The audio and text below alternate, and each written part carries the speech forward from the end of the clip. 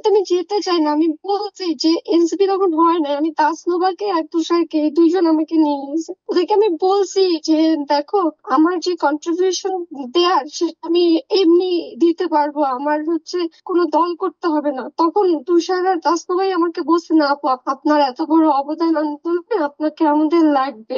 ওরা আমাকে এখানে এনে আমার সাথে এই ডিসগাস্টিং জিনিসটা করে যখন ফেল করছে তুষার, এখন আমাকে নিয়ে এত নোংরা কথা বলতেছে, এত কিছু সম্মুখীন হয়েছি, আমি তো এগুলো সব বলতে পারবো না। হ্যাঁ ভাইয়া বলেন। জি আপু, হ্যালো। আমি কথা রেকর্ড করছি। হ্যাঁ, কথা রেকর্ড করছি। আমি চাই যে দেশ ও জাতি এগুলি জানুক আসলে। তো বলেন আসলে কি হয়েছে, আপনি আপনি কান্নাকাটি করছিলেন তখন। ভাইয়া আমি স্ট্যাটাসটা দিছি তাসনবাকে সেভ করার জন্য। মানে আমি আমি যদিও জানি যে আমি অনেক গুছায় কথা বলতে পারবো না, ওরা আমাকে নিয়ে অনেক বাজে বাজে কথা গ্রুপের মধ্যে লিখতেছে যে আমি নাকি ঢলে ঢলে ছেলেদের কাছে পোস্টের জন্য নাকি আমি এরকম করি, আমি নাকি আমি বেশ্যা, আমি নিজে নাকি এটা স্বীকারোক্তি দিচ্ছি। যেহেতু আমি যে নারীদের যাত্রা মৈত্রী যাত্রাতে অংশগ্রহণ করছিলাম, ওইখান থেকে একটা ক্লিপ নিয়ে তারপর একটা গ্রুপে আদান প্রদান করতেছে আর বলতেছে যে আমি নিজে স্বীকারোক্তি দিছি, আমি বেশ্যা, আমার সাথে নাকি ওয়াকারের খারাপ মানে পেট রিলেশন আছে, আমি নাকি স্বামীর ভাইয়ের সাথে আমার বয়ফ্রেন্ড লাগে, খুব বাজে বাজে কথা, আমি নাকি বিদেশে পাচার করি, আমি এনসিপি তে ঢুকছি উদ্দেশ্য নিয়ে বিদেশে পাচার করার জন্য। আমার চরিত্রকে যা ইচ্ছা তাই বলতেছে। একটা মেয়ে নিয়ে ওরা এত জঘন্য ডিসকাশন করতেছে, মানে আমি বোঝাইতে পারবো না।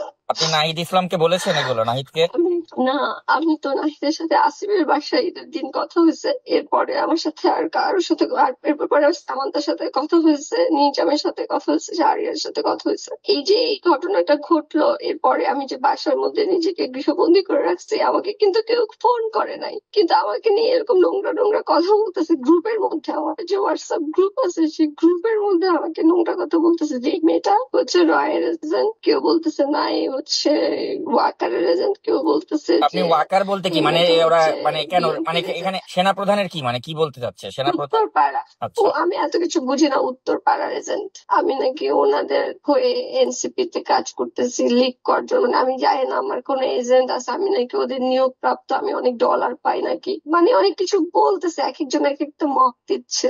আমি সত্যি সত্যি এনসিপি কে আমি চাইছি, আমি মনে করছি যে আমার দেশের প্রতি কন্ট্রিবিউশন করা দরকার, আমার কন্ট্রিবিউশন রাখা দরকার। আমি এই চেতনাকে ধারণ করি বা আমার মধ্যে যেটুকু কোয়ালিটি আছে আমি সেইটুকু কোয়ালিটি দেশের জন্য দিতে চাই, এই জন্য আমি এনসিপি তে গেছি। এনসিপি তে আমি যেতে চাই না। আমি বলছি যে এনসিপি তখন হয় না, আমি তাসনোভাকে আর তুষারকে এই দুইজন আমাকে নিয়ে গেছে। ওদেরকে আমি বলছি যে দেখো, আমার যে কন্ট্রিবিউশন দেয়ার সেটা আমি এমনি দিতে পারবো, আমার কোনো দল করতে হবে না। তখন তুষার আর তাসনোভাই আমাকে বলছে না আপু, আপনার এত বড় অবদান আন্দোলনে আপনাকে আমাদের লাগবে। ওরা আমাকে এখানে এনে আমার সাথে এই ডিসগাস্টিং জিনিসটা করে যখন ফেল করছে তুষার, এখন আমাকে নিয়ে এত নোংরা কথা বলতেছে, এত কিছু সম্মুখীন হয়েছি, আমি তো এগুলো সব বলতে পারবো না।